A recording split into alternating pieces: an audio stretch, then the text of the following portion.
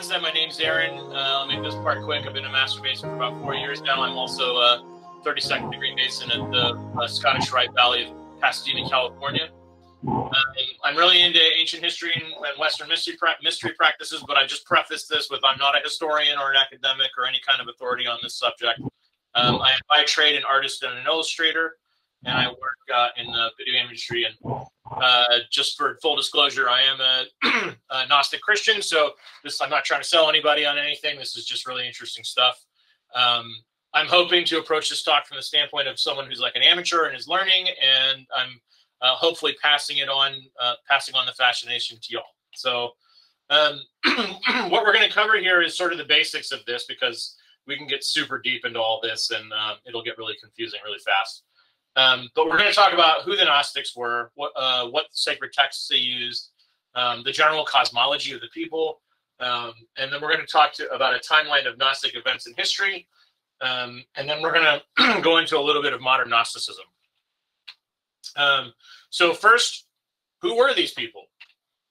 There is a fantastic book written by Rolf van der Broek. It's called Gnostic Religion and Antiquity. And because Gnosticism has so many different flavors and so many different branches of beliefs, I thought it would be good to just sort of codify who we're talking about here as a Gnostic. One, it's that Gnostics believe that there is the core of a human is divine, and that it must return to the divine, but is trapped in the material world. The knowledge of this, the understanding of this, once a Gnostic understands this, that opens the gateway for salvation and ascension. So once you realize the world is sort of not as it seems, and that you have a divine part of your spirit, that sort of starts the Gnostic on their journey. Also, the belief that knowledge of the self and knowledge of God are two sides of the same coins. This is the know yourself thing.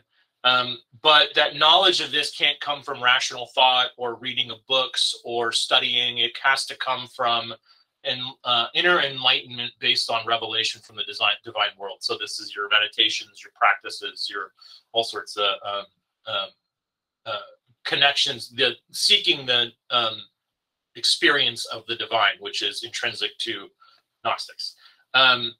This is not true of modern Gnostics, but in ancient Gnostics, Gnosis is not accessible to everyone, only those who are worthy. And so at its core at least its core needs to be kept secret. I'll accept this guy's definition of this. I think if you read Gnostic texts, you know, Jesus obviously had a ministry. That part's not in question, but then there are all these secret teachings. And so there's levels of the experience, I guess, though it varies from text to text. So where did modern Gnosticism, where are the origins of Gnosticism? Gnosticism was flourishing throughout the Roman Empire around 180 AD, originating around 90 to 95. It was thought to develop mostly around Alexandria, Egypt. It had influences on Gnostic thought came from Platonism, Pythagoreanism, Judaism, the traditional religion of the Egyptians, as well as Hermeticism. There are two main flavors of Gnosticism. There is Sethian and Valentinian.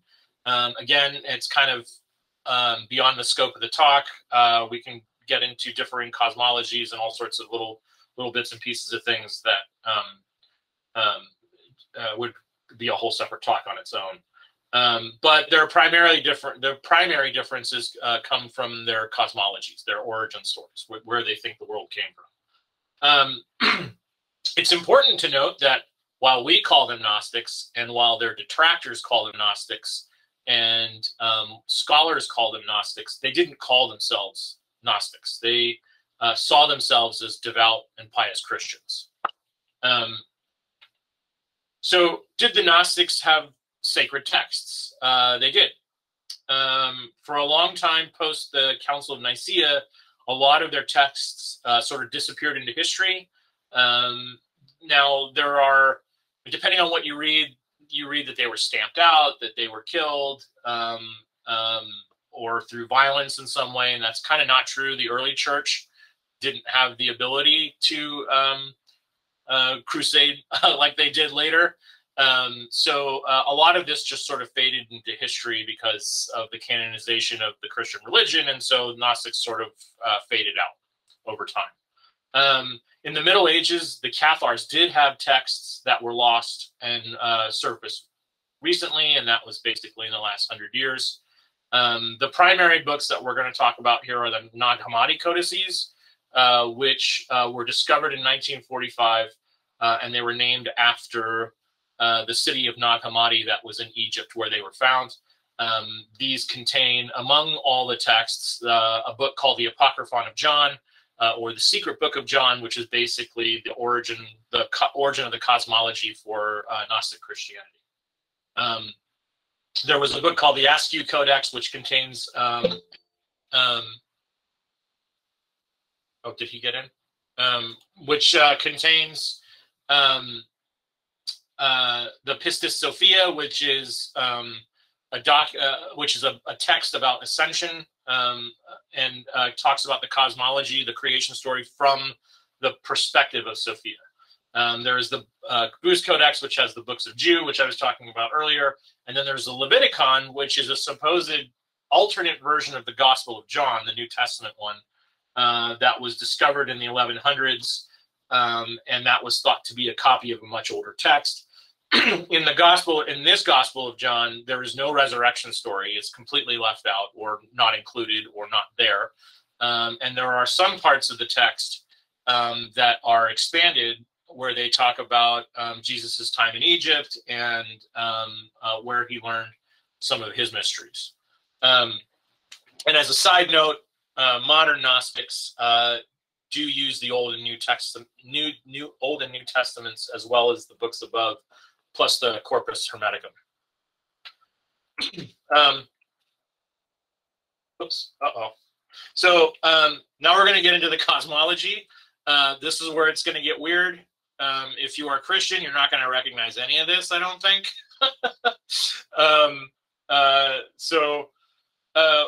The graph that you see to your right is sort of a map of the cosmology of Gnosticism. There at the top, you have the Pleroma, which is this realm of watery light. It's a psychic realm. It's non-corporeal. It's abstract in every possible way. And below in the circle, you have the material world. God, in the beginning, created itself. And it's sometimes referred to as the Spirit or the All in the text. This is very hermetic in its description of the creation of the universe. But it creates itself and then emanates an entity called Barbello. And Gnosticism is very, I wouldn't say very dualistic, but it's dualistic. So there is always an equal and opposite. There was always a companion to an entity. So in this case, God created or emanated a feminine entity that it uses to create the child of light, which is the psychic body, the psychic entity of the Christ or the Logos. From there, they emanate these other beings, these other entities, which they call aeons, and these aeons are sort of gathered up underneath four other entities called luminaries. So you can think of these as angels and archangels. So there's Armazel, Eleleth, Oriel, and Debeathai, and they sort of preside over these other entities, which are grace, truth, form, perfection, peace, wisdom, which is the point of our conversation, afterthought, perception, memory, intelligence, love, and idea. So you can see allegorically these things are attributes. And one of the things that we'll talk about later is that Gnostics are all about allegory, and so much of this kind of cosmology stuff is it doesn't matter, to be honest. Sophia basically seeks to create a life of its own, and it does so without the consent of the Spirit, and it does so without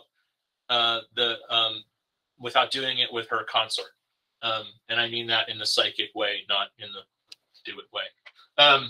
So she attempts to create life without her consort, and the result of that creation is a creature called Yaldabaoth, and or the demiurge, and you'll hear that passed around in Gnostic texts. The demiurge is the word demiurge is basically a Greek word that means artificer. And because she didn't do this with her consort or the consent of God, she creates an imperfect and misshapen being.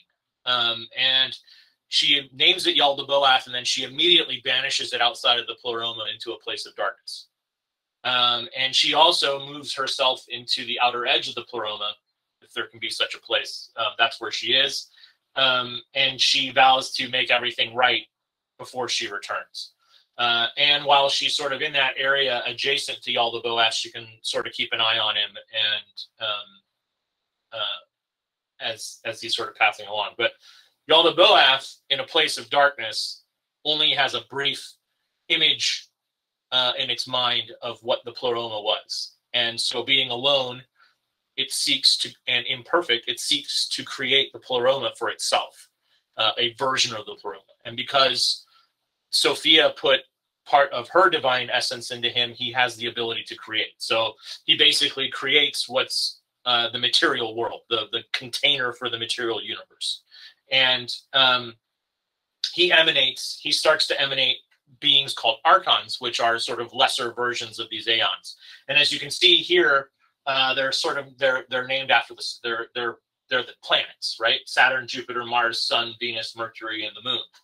And contrary to sort of like normal astrology, Gnostics, being anti-materialists, felt that this world that we're in is a prison or a cage. It's where we are relegated to, and we need to overcome. So they saw the effect of the planets on people as oppression, as things you need to get past. So now when we sort of have these fun horoscope things about like, oh, I'm aloof and I am logical. These things are meant to be things you're supposed to overcome during the course of your life, not taken as part of your personality based off of the alignment of the planets.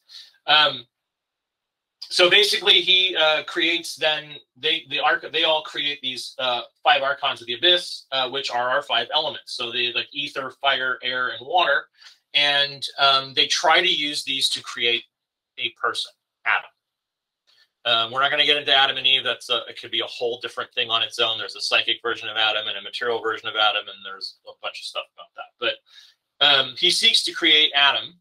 And he can't, because he doesn't know how to bring life to an inanimate object. He can't. They take all the materials, and all the archons come together with these demons, and they try to put together and this is all in the Apocryphon of John. They try to build his kneecaps and his ankles, and it goes through a whole big list of all the parts that they create. And but they put it together, but it doesn't have life. And so Sophia and some of the aeons basically trick Yaldabaoth into giving up a piece of its divine energy, a breath, and breathe it into the body of Adam so that he can, quote unquote, get up and walk around. That's the term that they use. And in this way, it's a lot like the Hebrew notion of the golem.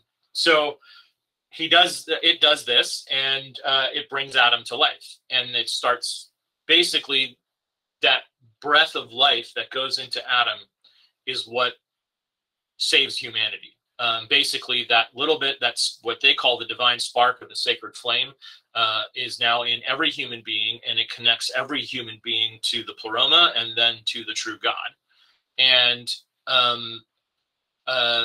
when Christ comes to reveal the truth to humanity, according to the Gnostics, he's saying to everybody, you've been fooled by a false God, and the one true God is your creator, and you've got it all within you to be saved. And he also says, y'all, I've been here before, and you don't listen. So this is my 3rd triad. This is actually in the Apocryphon of John. He tells him that he's been here 2 other times to try and save humanity, and it hasn't worked out. And so this is his latest attempt. So now that we've kind of gone through the basic cosmology, and I'm sure it was super confusing, let's talk about the person as a receiver of this. So awakening and I'll use quote unquote salvation because it's not really the same thing. I think everyone has the divine spark within them and it's born dormant. So humans live in a material world and they are in what's called the sleep of forgetfulness, that they're unaware that at the core of their being is a divine entity, or a divine spirit, a divine spark. And through some event in your life, that divine spark is ignited. And at that point, the seeker begins the journey. We call that knocking 3 times. And at that point, the nature of reality is revealed, and the seeker is now free to seek a direct experience with the divine, which is what Gnosis is. If you die before you reach Gnosis, which according to sort of the beliefs, everyone does, your flame attaches to another. And some people would say, is that reincarnation? Is it not reincarnation? It sort of means that like all the things that you learned attaches to another flame in another person, and then that person carries that on. And in this way, no matter what happens or what you do, eventually all beings are saved. The only person that is not saved, the only damnation or doom or doom and gloom for anybody is that if they become aware of their divinity and choose to do nothing about it. So in this way, I used images from the Matrix because the Matrix is pretty much a Gnostic allegory, and I think it was intentionally made that way. So you've got Neo, who realizes he lives in a fake world, and you know, all these secrets are revealed to him about how he can control the world and be a better be some Christ-like figure or whatever. Which in Gnosticism, when you attain Gnosis, you are becoming the Christ. You are becoming a Christ. You are eminent. You are becoming one with that entity. And you have the character of Cypher, who sells out all his friends and sells out and sells them out to the robots because he wants to go back into the fake world because he enjoyed the steak, and it was easier to live in a lie than it was to live in the reality that he was in. So let's talk about the role of Jesus in Gnosticism. There's multiple different opinions depending on the flavor. There's Jesus as the physical incarnation of the Holy Logos, which is the sort of mainstream Christian opinion. Jesus is imbued with his divinity at his baptism, and then that divinity leaves him at the crucifixion. That is the Valentinian opinion. That Jesus is a hierophant and an adept who is close to God but not divine. That is, I think, the Sethian version. Jesus was never corporeal in any way whatsoever, and so never suffered on the cross. This is the Cathar belief, and it comes from the Cathars being radical dualists and thinking that Jesus would never sully himself by taking on a mortal form. And so it basically his life was a very real illusion, but he never took a flesh body on this planet. Modern Gnostics fall into the incarnate Christos camp, so it's very much in line with sort of the mainstream Christianity. But ancient Gnostics treated Jesus as a revealer of secret wisdom, so it was very much like a mystery school in some respects. And then afterwards, if we have time, I don't want to run too long, but we can talk about that painting and the dualism in it. John the Baptist and Mary Magdalene are also very prevalent in Gnosticism. John the Baptist, Johannite traditions are part of all the American Gnostic churches. To the Mandaean culture, who have been around for 2,000 years and are still in Iraq, John the Baptist was their savior. They were the original followers of John the Baptist, and Jesus was not the savior. Mary has her own gospel, the Gospel of Mary Magdalene, and there's also another poem called "The Thunder Perfect Mind," which is considered to be a poem about Sophia, told from the point of Sophia, who the Gnostics believe her earthly incarnation was Mary Magdalene. And I have a quote here that comes from the Gospel of Mary Magdalene. It's my favorite quote from that text. and it encapsulates the search for, I think, the search for enlightenment and the need for one to overcome their sort of earthly, to circumscribe their passions, as we say. So, and the quote says, "And they said to the soul, 'Where did you come from, slayer of the body? And where do you go, conqueror of space?' And the soul replied, 'What bound me is slain, and what challenged me was overcome. My desire is gone, and the ignorance has died.'" This line of questioning comes from a vision that Jesus gives to Mary Magdalene after Jesus is dead. He comes to her in a vision, and he gives her this vision of what her ascension to the pleroma will be like. And it's basically a set of challenges all the way up. And at every point, she's challenged by questions. And this is the question that she gets at that last point. So here's all of this stuff, sort of like we're talking about now the ancient world of the Gnostics. And so we have the Mandaeans all the way over here on the left, which is, so this is basically year zero. So we have the Mandaeans and the Ascend, who sort of appear around about 100 years before the Common Era. And well, the Mandaeans are right at zero because they're followers of John the Baptist. The Ascend are the tribe that, or the break off of Judaism that writes the Dead Sea Scrolls. So while they were not Gnostic, they carried a lot of Gnostic beliefs, and they were influencers of Gnosticism. So you've got at the top here, in between 100 and 200, you had the earliest Gospel of John written, but down here you see between 100 and 180, you've also got the Apocryphon of John sort of appearing at the same time. The Gospel of Truth is the alternate version of the Apocryphon of John. It's the Valentinian version of the cosmology.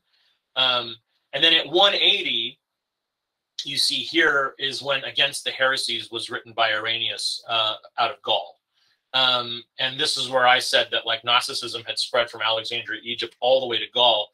And it was so prevalent in France at that time that the Orthodoxy felt like they needed to write a whole bunch of doctrine and documents and books about why Gnosticism was evil and needed to go away. 325 was the Council of Nicaea. 1100s, we had that Leviticon that I was talking about.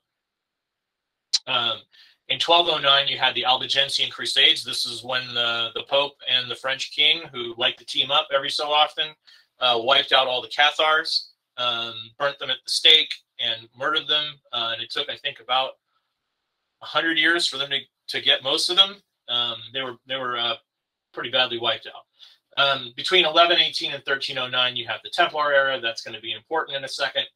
And in 1804, you have the Alarmus Charter. If you don't know what that is, we'll talk about it in a second. And then all the way over here, you've got the Johannite Church, which is one of the first, I think, organized modern Gnostic churches appearing in 1812. And then you've got the discovery of the non-Hammadi codexes and the Askew Codex here in 1785. There was another one that was found in 1705, I think, the Bruce Codex, but I forgot to put it in there.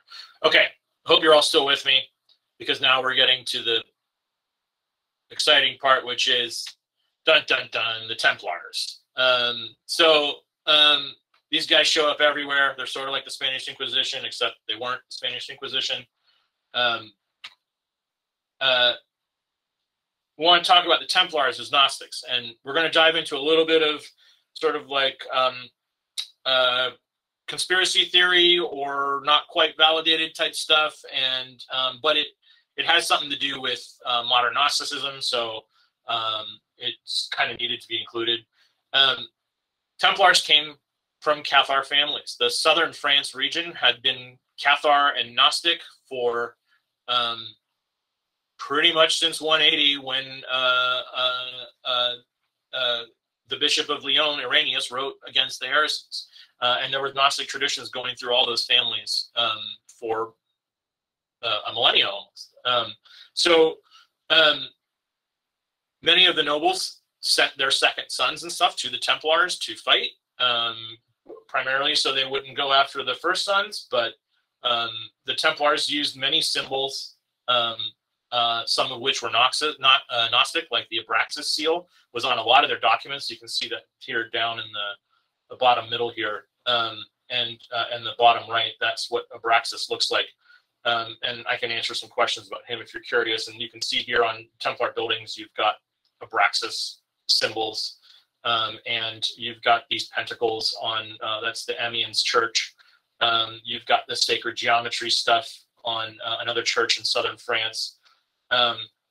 So the Gnostics, you know, they were gatherers of ancient traditions. And if you have a bunch of people who have been, have had Gnostic traditions for 1,000 years who suddenly go to the Middle East, to Jerusalem, and meet a bunch of active Gnostic traditions, including the Mandaeans and in some ways the Sufi and all that sort of stuff. A lot of that they brought back with them then to France. But what's important here is that how we get from the Templars to the modern Gnostic groups. And in 1804, there was a Freemason by the name of Bernard Raymond Fabre Palaprat, who is the doctor to Napoleon and a very well-reputed Freemason and physician. And he was a Freemason in the Lodge of the Knights of the Cross. And in 1804, he discovered this thing called the Alarmus Charter, or it was given to him, or it was passed down to him. The Alarmus Charter is a Templar codex that lists every Grand Master from Jacques de Molay all the way to Bernard Raymond Fabre Palaprat. He uses this document to establish a new order of the Temple, and he also uses it to establish himself the primitive Christian church, which is now the Apostolic Johannite Church. Some of the modern order of the Temple thinks there was a schism, and it broke off into a bunch of different groups. But the Alarmus Charter is obviously disputed.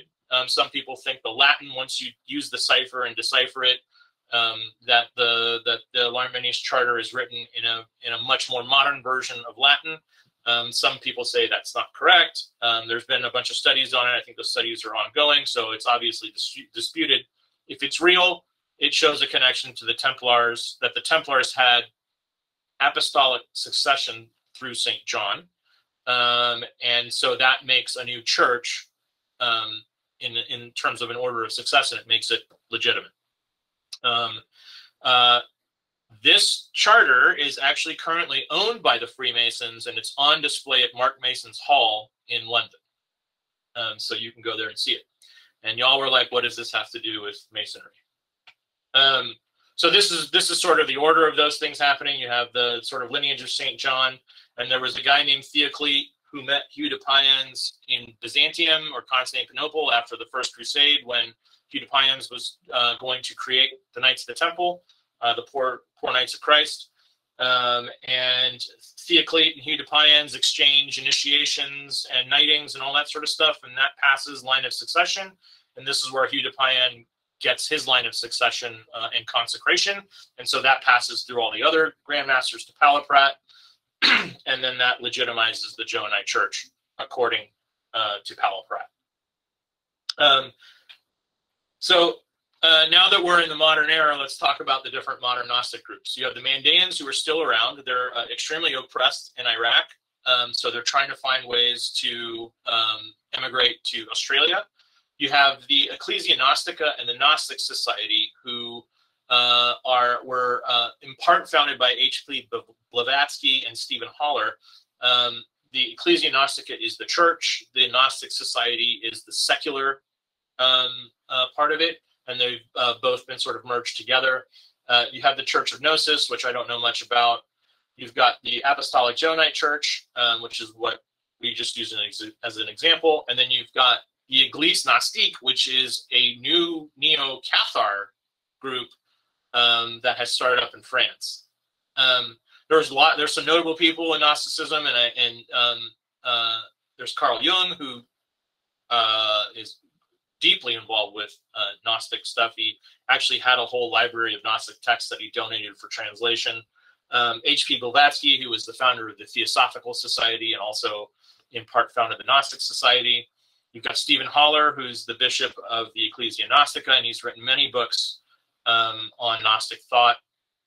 And then you have this character called Jules Douanel, who was a priest and an anti-Mason, but he helped to establish the Johannite Church as a legitimate entity by passing consecration onto Palauprat, regardless of what the Alarmus Charter said. So in this way, both the Ecclesia Gnostica and the Apostolic Johannite Church were legitimized through consecration, regardless of their sort of disputed beginnings. So my parting thoughts on this, and I'm sorry for going so long, but the books of the Nag Hammadi and all the other Gnostic texts are beautiful works, and they're certainly worth studying, regardless of how you feel about them from a spiritual perspective. Though it seems fringe, Gnostic ideas still permeate our modern culture. Everything from the hero's journey to movies like The Matrix and Star Wars and all this stuff. Gnostic thought penetrates through all of this stuff in terms of the mythology. The other thing I want to say is that, like, I know we talked about some weird cosmology stuff, but Gnostics are not about scripture or dogma. So modern Gnostics are about finding that experience of the divine. And so in their mind, when we talk about these things in church, when we talk about these documents or texts or whatever, they're all valid because they are all symbols and allegory. And so it's more about what you can learn from these things and what you can take into yourself from them rather than the facts and whether it's even possible through physics. So it's not about, again, it's, like we said in the beginning, it's not about the rational understanding of these things. It's about the lesson you walk away from it from. And if anybody wants to start on some of these things, there are 4 really awesome things you can read. The first one I would say is the Hymn of the Pearl. The second one is the Apocryphon of John, which is the cosmology. The third one is the Gospel of Mary, which is Mary Magdalene. And then you have Thunder, the Perfect Mind. I'll read this little bit from the Ecclesia Gnostica, just because it ties to Freemasons. And it says, it's important to remember that later varieties and recensions of Gnostic teachings are present in virtually all transmissions of occult tradition in the West. Some of these later variations resemble the original model more closely than others. Clergy members and other persons interested in the Gnostic Church often possess Martinist, Masonic, Rosicrucian, Theosophical, and other affiliations and dedications. All these schools of thought, whether they acknowledge it or not, are related not only to each other, but by way of historical and mystical descent, also to the matrix of ancient Gnosticism.